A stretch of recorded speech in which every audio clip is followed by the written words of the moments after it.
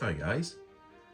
You remember back when we started the Nant Gwernol project, it wasn't long before I built open coaches. These are the Westcliff Works ones and they were brilliant, and I've run them in most of the trains I run at exhibitions because there's always opens in a train.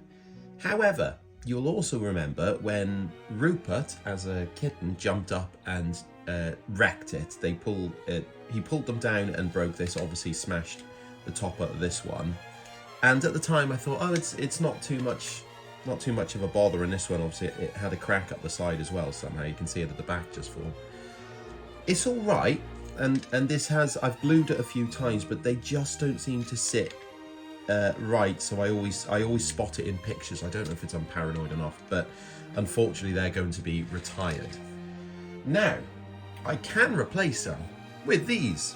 These are from Miniature Modelers Hub, and they actually do, well, there's those, there's also these two. These are all four of the original types of open coach. So that's nice because they've all got their separate detail on them, which means I can finally actually model all four of them.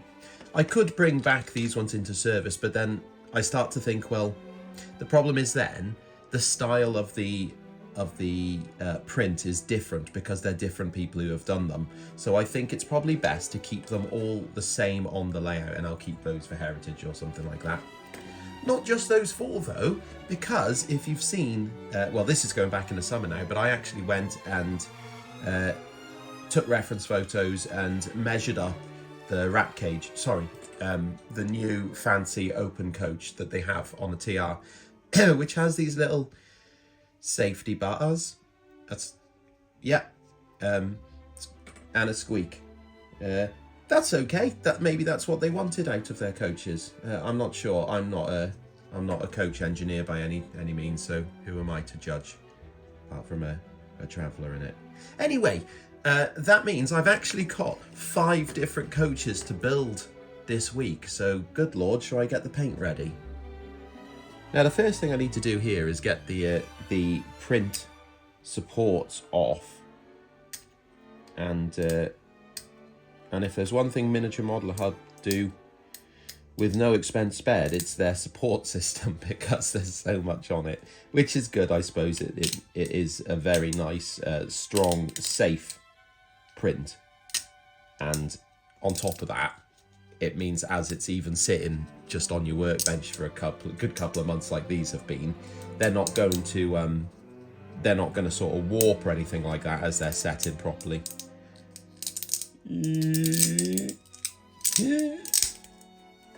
Before we get into actually painting, we're just going to prime up the coaches, which just gives the paint something to key onto. Time to put some red in, and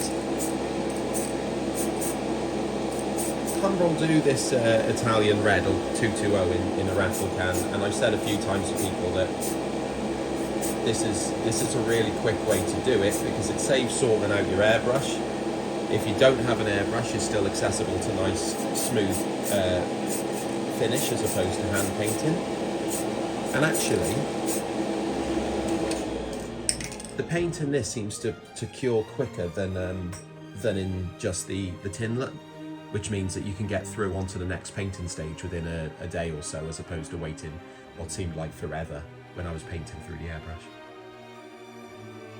So I thought I'd show, because I've done the horizontal lines, which you can see there, and then I'm going to start filling in with the verticals as well. And I've got a new cutting mat, as you can probably tell, because it's a new year. So I need to get back to one that I can use and see the marks and things like that.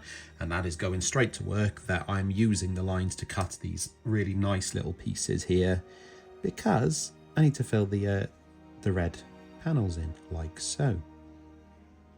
So there we go. That's nice, isn't it? I can't remember why I thought I'd just suddenly show you this, because I was busy watching a really interesting video, and I thought, no, they need to see this. Even though I've shown you it before, but I think because I've done really nice cuts on, and I'm quite proud with how these little pieces of masking tape look. So you will enjoy it.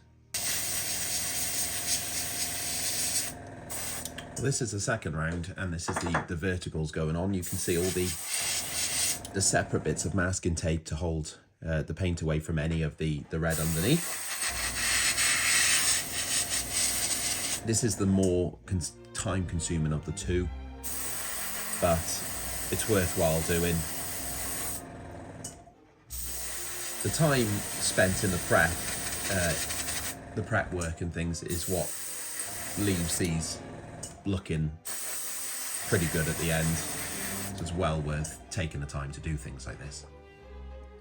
That's the outside looking not too bad now, but the inside needs to be tidied up a little bit.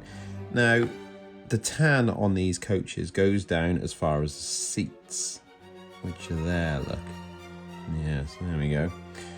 So I'm actually going to start painting that in by hand to save all the faff of trying to mask around them and things like that. And I made the wrong choice. I should have gone through the faff of masking, because I hope it's coming out on this film how frustrating this is for me to paint by hand when I'm used to airbrushing.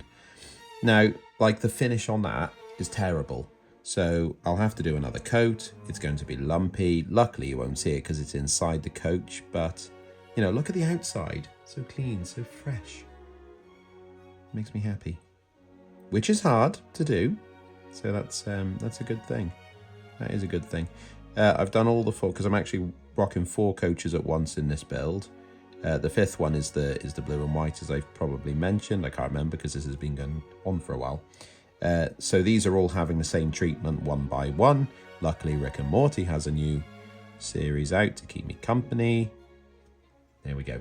The seats are all right. The only things that need to be adjusted apart from that is going to be adding a bit more red to the sides where the masking tape failed, because I ran out of good stuff and used cheap stuff, and that's what I get for doing that.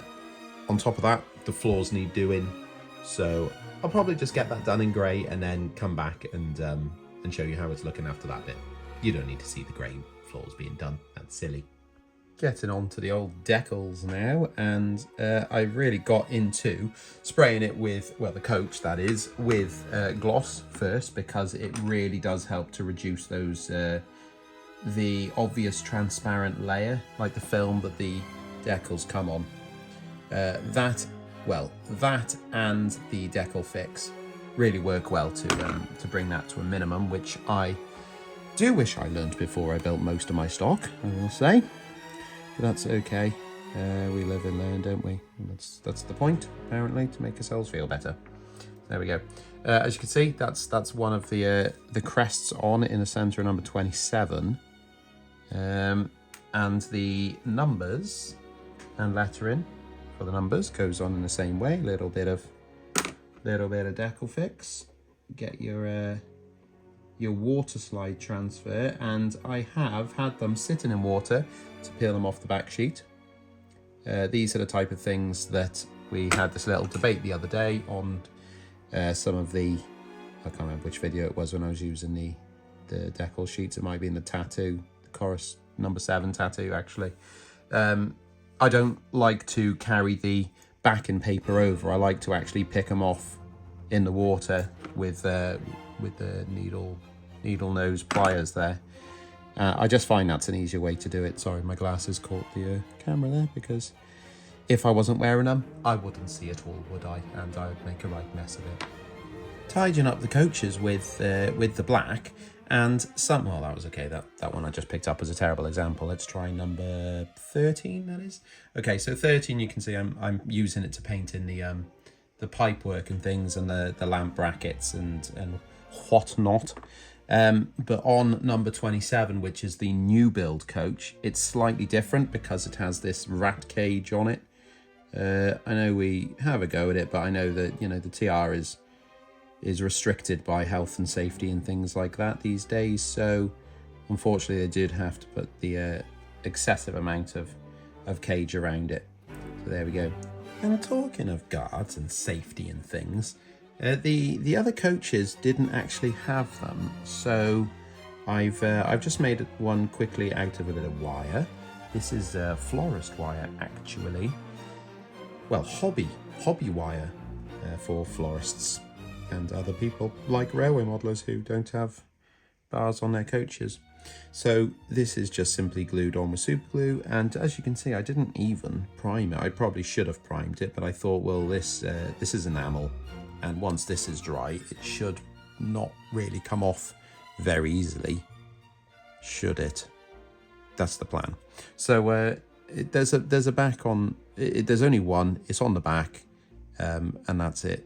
So there we go. That's all I can say. I've painted it in to look the same as the others, and that makes me a happy bunny. If I was to be a bunny, I'd be a slightly happy one. Not all the time, just right now. Coming down towards the end now, because there's things like you know, glazing isn't really going to be a thing that I do on these, being opens. So one of the only last details I need to do is put the handrails, knobs, get door knobs for the handles of the doors. So they're going on. You may notice I'm using a cocktail stick. That's because when I paint these in with a brush, I always overshoot it and hit the coach around it, which I really don't want to do. Before I put the roofs on the coaches and seal them on and do like a generic weathering, I'm just going to tone down the black on them by adding a bit of this is like a black wash, I suppose, but I'm putting it on quite thick. It's actually a bit too watery because I just had water on the brush, so I've actually ruined that. So pretend it's thicker, because, oh no, actually that's worked quite well. I'm gonna brush it, like wipe it off now, leaving, you know, dirty marks from the rain and things like that. There we go. So that's not worked very well, has it? But that's okay, because I can actually just keep doing it until I'm happy with it. And that's what I'll do. I go long into the night doing this over and over again until I get a roof that looks slightly better than this. Last thing to do is going to be that black wash, and I have sprayed the whole thing with satin varnish, which you can see now how the black is now pooling. Well, not pooling, it's the opposite. It's like, well, sticking, I suppose you'd say. It's sticking to the paint, and that's what we're looking for here. If you put it over a gloss varnish, it would pool and just go into like little, you know, bubbles and things like that. It just does not look good at all. So we're looking for this, which is the, running out of black actually. Interesting. I don't want that much on these, I just want it to get stuck.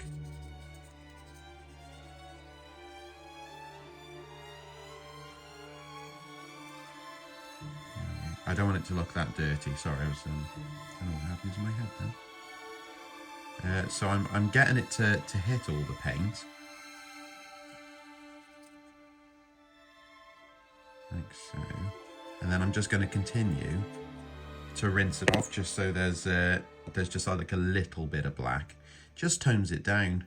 But these coaches aren't particularly dirty. And that's it. They're all together now. They're all very slightly weathered. You can see it's not a huge amount. The roofs will probably end up getting a dusting with the airbrush, just to soften that a little bit. But the weathering on the coaches, I think, is just enough. Maybe a couple of places I might spray it more, actually. That's not very good. I need to clean that side. That's okay.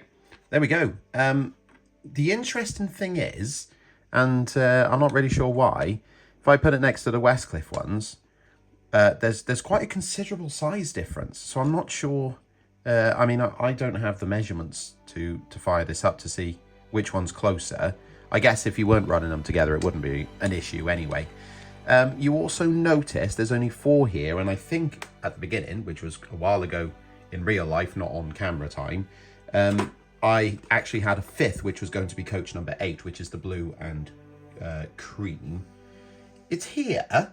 And you may notice a little bit of damage at the bottom. So what happened was Rupert was, okay, he was still being a good boy in some respect, but what he did do was jump up and knock some bits down on the bench, and it caught that one. Luckily, the rest escaped it somehow. I'm not really sure why, because it's a big heavy thing that fell on him.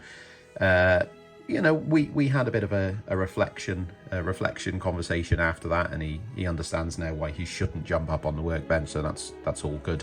I'm lucky enough that Adam's going to be sending another one out to replace that one, so that will come at a later date. But for now, these will be grand.